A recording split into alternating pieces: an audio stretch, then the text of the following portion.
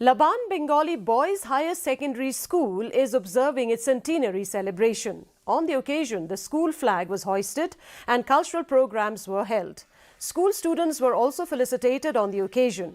Chief Justice of Meghalaya High Court, Justice Sanjeev Banerjee, was a chief guest on the occasion, and in his speech he highlighted some aspects of education and how education sector can be improved.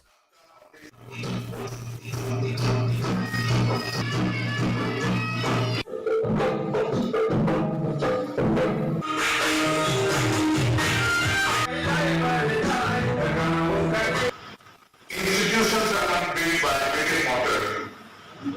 Institutions are built by values. Institutions are built by awareness, tolerance, and being patient to the other point of view. The government has said